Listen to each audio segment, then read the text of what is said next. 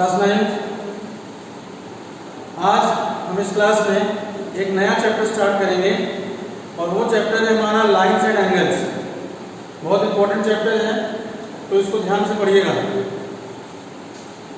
तो देखो, lines and angles में एंगल्स की बात होगी। लाइन की इंटरसेक्टिंग लाइन्स होंगे, एक या एक से ज्यादा लाइन होंगे और दोनों लाइंस के बीच में जो एंगल बनेगा उन एंगल्स की प्रॉपर्टीज की बात होगी। ठीक है, तो चलो स्टार्ट करते हैं हम लाइंस एंड एंगल्स। तो देखो, अगर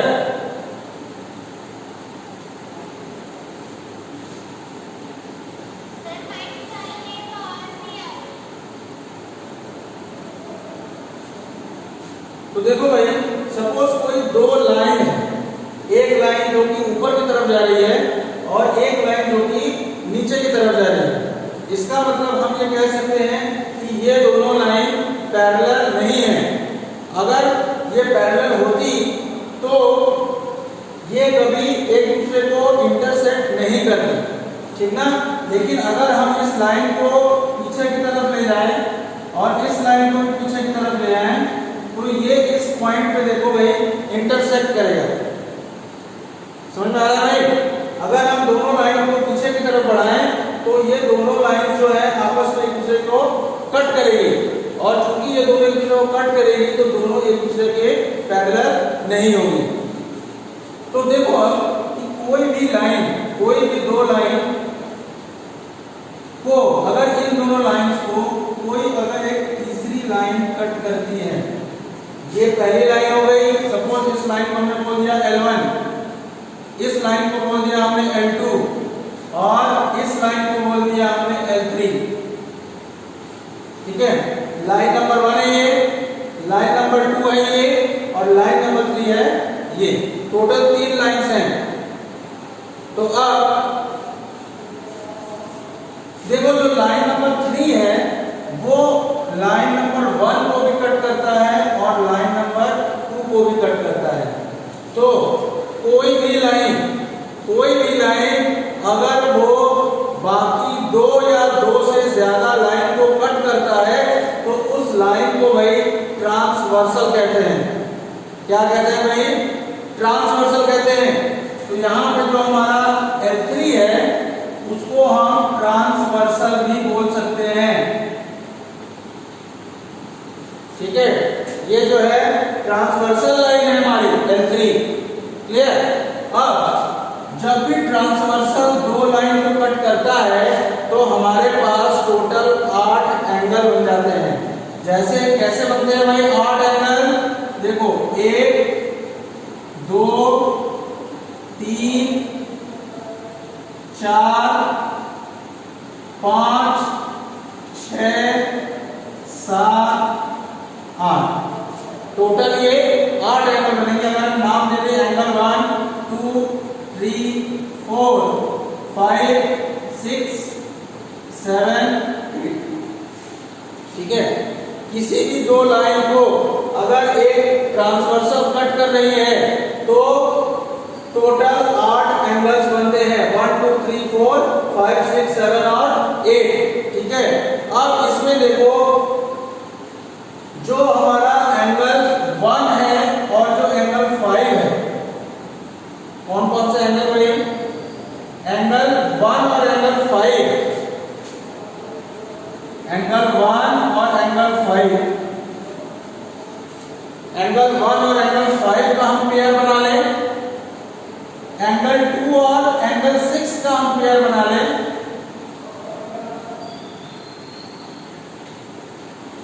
एंगल 4 और एंगल 8 का पेयर बनाएं और एंगल 3 और एंगल 7 का पेयर अगर बनाएं तो ये सब के सब जो है करेस्पॉन्डिंग एंगल्स कहे जाते हैं। एंगल 1 और एंगल 5 ये दोनों एक दूसरे के करेस्पॉन्डिंग है। एंगल 1 और एंगल 5 ये दोनों एंगल्स जो हैं वो आपस में एक दूसरे के क्या कौन से एंगल है भाई? करेस्पॉन्डिंग एंगल है।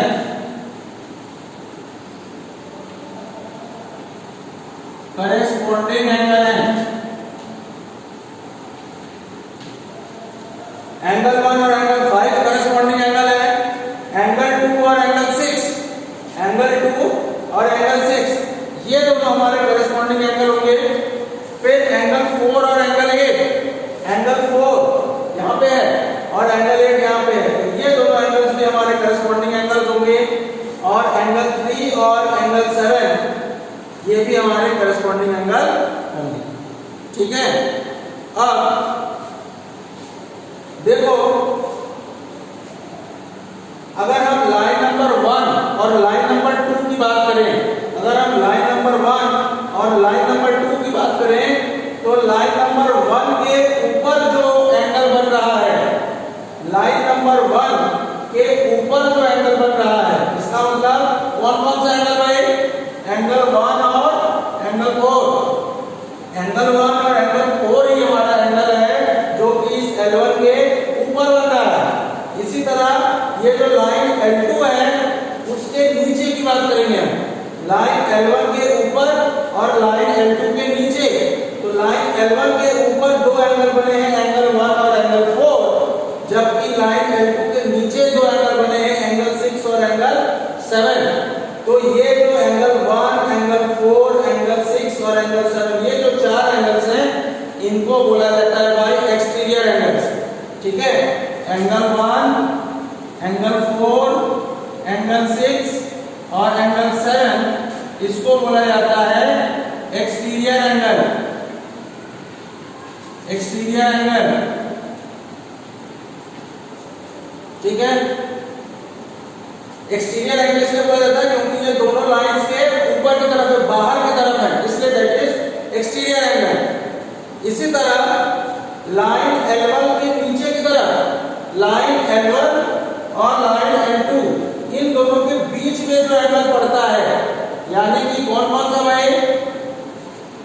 एंगल 2, एंगल 3, एंगल 5 और एंगल 8। एंगल 2, एंगल 3 और एंगल 5 और एंगल 8। एंगल 2, एंगल 3, एंगल 5 और एंगल 8 क्योंकि ये L1 और L2 के बीच में पड़ता है, इन दोनों के अंदर पड़ता है, इसलिए इसको बोला जाता है इंटीरियर एंगल्स।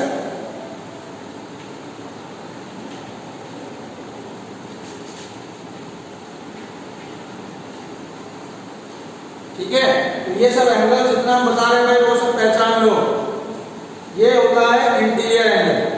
क्लियर है? अब देखो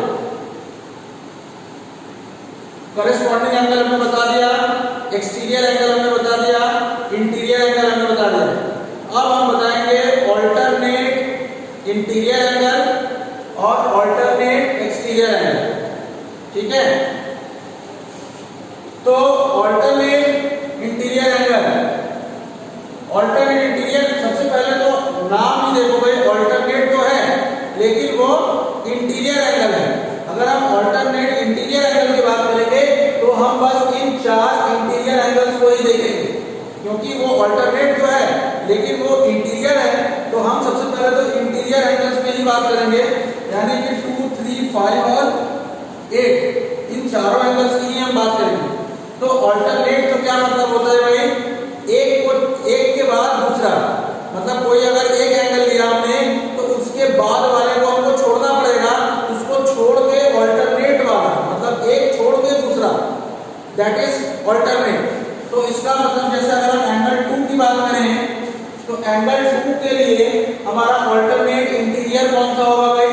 2 के बाद देखो 5 आ रहा है, अगर हम इस तरह से घूमते हैं तो 2 के बाद 5 आएगा तो हम 5 को नहीं लेंगे। ठीक है, 2 के बाद हम 5 को नहीं लेंगे तो 5 को छोड़ के फिर हम 8 पे चलेंगे, तो इसका मतलब एंगल 2 का जो अल्टरनेट इंटीरियर होगा वो कौन सा होगा भाई? 8। ठीक है, इसी तरह जो हमारा एंगल 3 होगा उसका अल्टरनेट इंटीरियर कौन सा होगा भाई? 5 हो जाएगा, क्योंकि 3 में भी अगर हम 8 को लेंगे, 8 को नहीं ले सकते क्योंकि 3 के जस्ट बाद ही 8 आ रहा है, तो इस जस्ट बाद वाले को हम छोड़ देते हैं और अल्टरनेट वाले को लेंगे। तो 3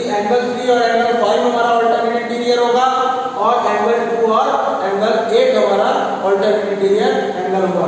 यहाँ पे हम लिखते हैं एंगल 2 और एंगल 8, ये दोनों हमारा ऑल्टरनेट इंटीरियर एंगल, और एंगल 3 और एंगल 5, एंगल 3 और एंगल 5, ये दोनों जो पेयर है ये हमारा ऑल्टरनेट इंटीरियर एंगल होगा भाई।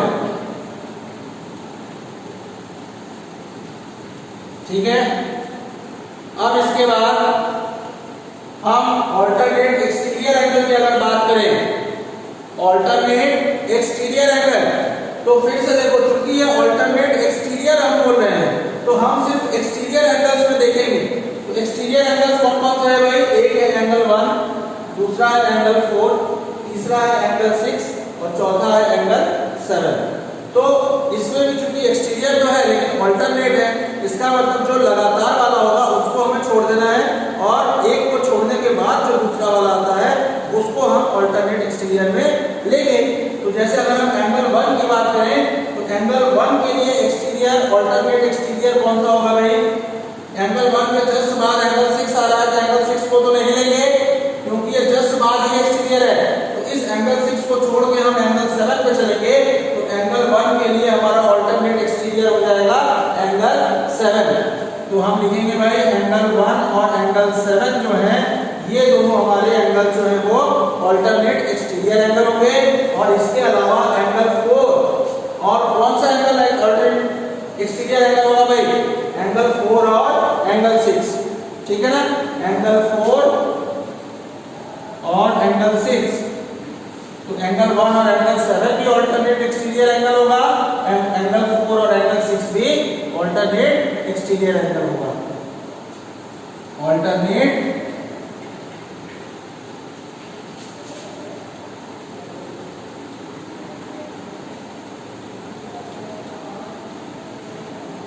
ठीक है, तो देख लो भाई इतनी बात समझ में आई?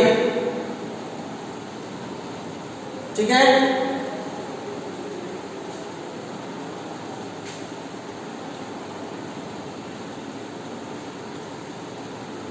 अब देखो ये जो हमने फिगर बनाया है ये किसी भी दो लाइन के लिए बनाया है। कोई भी दो लाइन है मतलब वो दोनों हमारे पैरेलल नहीं है, ठीक है ना। अब हम जो बताएंगे वो दो पैरेलल लाइंस के केस में बताएंगे, ठीक है। पैरेलल लाइंस के केस में भी करेस्पॉन्डिंग एंगल यही सब होते हैं भाई, एक्सटीरियर इंटीरियर, ऑल्टरनेट इंटीरियर और ऑल्टरनेट एक्सटीरियर, सब कुछ यही होता है, बस उसमें कुछ हम एक्स्ट्रा चीज ऐड कर देंगे, ठीक है ना। तो देखो वो क्या क्या है।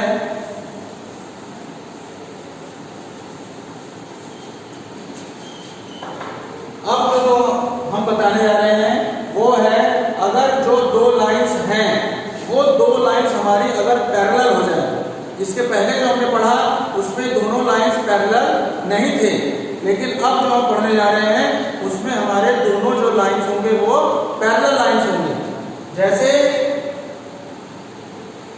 एक लाइन सपोज हमने ऐसे खींच दिया और दूसरा लाइन भी बिल्कुल इसके पैरेलल खींच दिया, ठीक है। दोनों लाइन सपोज एक दूसरे के पैरेलल है और एक तीसरा लाइन है जो कि इन दोनों लाइन को कट करता है। ये हमारा लाइन L1 है, ये लाइन L2 है और ये लाइन L3 है। और ये जो लाइन L3 है इसको हम और भी क्या कह सकते हैं भाई? ट्रांसवर्सल कह सकते हैं। लाइन L3 को जो है हम ट्रांसवर्सल कह सकते हैं। तो देखो भाई अब जैसे ही ट्रांसवर्सल दो लाइन को कट करती है तो हमने भी बताया था कि टोटल कितने एंगल बनते हैं? टोटल 8 एंगल बनते हैं। Angle 1, angle 2, angle 3, angle 4। इसी तरह इस तरफ भी 4 एंगल बनते हैं, एंगल 5, एंगल 6, एंगल 7 और एंगल 8। अब हमने क्या बताया था कि एंगल 1 और एंगल 5 करेस्पॉन्डिंग एंगल बताया था हमने।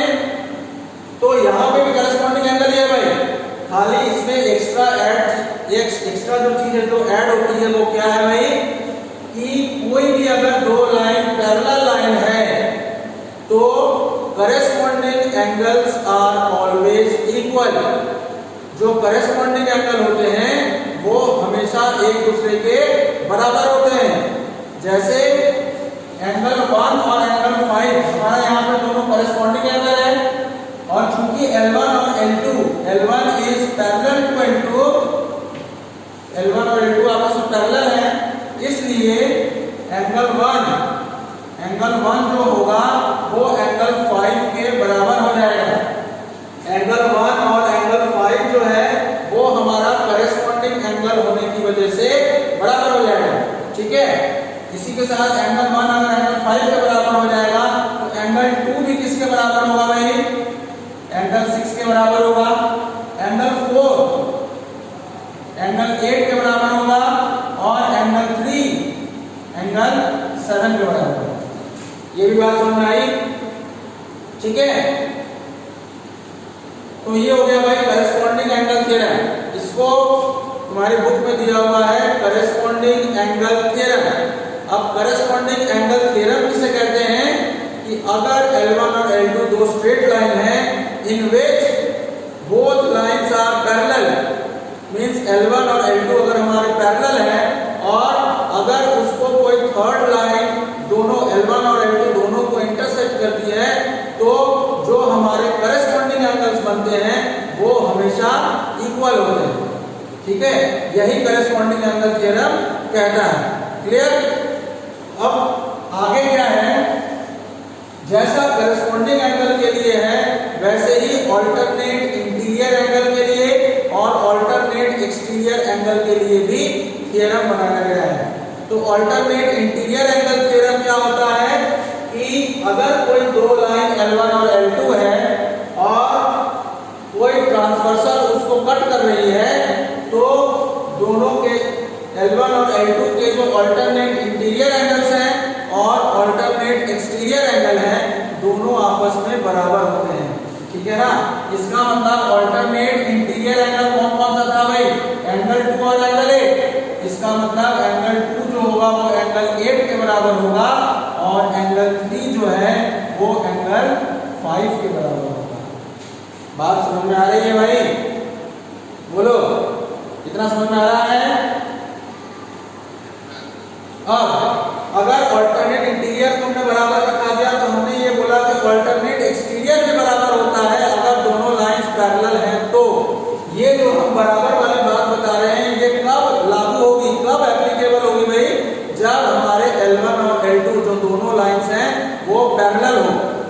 ठीक है, अगर वो दोनों लाइंस पैरेलल नहीं है तो फिर जो करेस्पॉन्डिंग एंगल है, जो ऑल्टरनेट इंटीरियर है, जो ऑल्टरनेट एक्सटीरियर है, वो कभी भी बराबर नहीं होते हैं। ठीक है, तो देखो भाई एंगल 3 एंगल 5 के बराबर हो जाएगा ऑल्टरनेट इंटीरियर एंगल होने की वजह से। इसी तरह एंगल 1 जो है वो एंगल 7 के बराबर होगा। एंगल 1 एंगल 7 के बराबर क्यों होगा? क्योंकि एंगल 1 और एंगल 7 हमारा ऑल्टरनेट एक्सटीरियर एंगल है और ऑल्टरनेट एक्सटीरियर एंगल थ्योरम में होता है। ठीक ना? तो alternate exterior angle angle 1 is equal to angle 7 और एंगल 4 इज इक्वल टू एंगल 6 भी होगा क्योंकि एंगल 4 और एंगल 6 भी हमारा क्या है भाई? Alternate exterior angle. क्लियर है?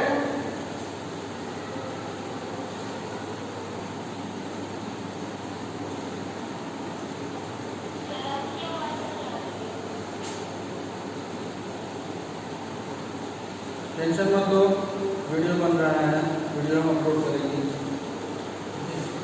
अब देखो भाई, अब एक चीज हमें और बताना है इसमें।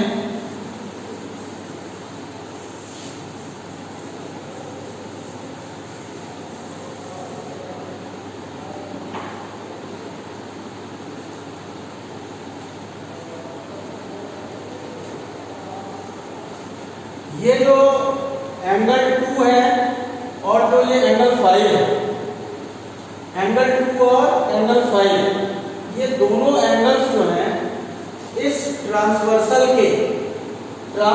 के सेम साइड में, एंगल 2 और एंगल 5 ये दोनों, ये जो ट्रांसवर्सल है इसके सेम साइड में 2 2 भी इसी तरफ है, 5 भी सेम साइड इसी तरफ है, तो इसको बोलते हैं को इंटीरियर एंगल्स। क्या बोलते हैं भाई? को इंटीरियर एंगल्स। इसी तरह एंगल 3 और एंगल 8, एंगल 3 और एंगल 8 ये भी हमारे क्या है भाई?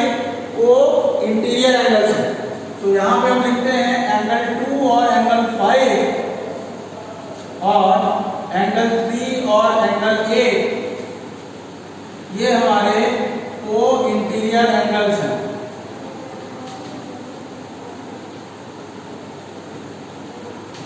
ठीक है, एंगल 2 का को इंटीरियर एंगल एंगल 5 होगा और एंगल 3 का को इंटीरियर एंगल एंगल 8 होगा।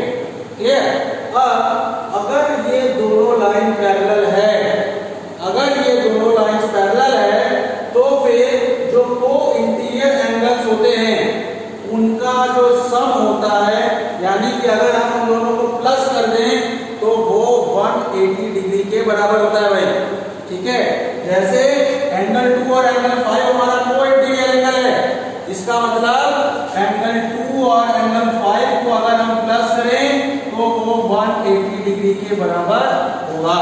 ठीक है, इसी तरह अगर हम एंगल 3 और एंगल 8 को प्लस करें भाई, एंगल 3 और एंगल 8 को अगर हम प्लस करें तो भी हमारा कितना आएगा भाई? 180 डिग्री होता है।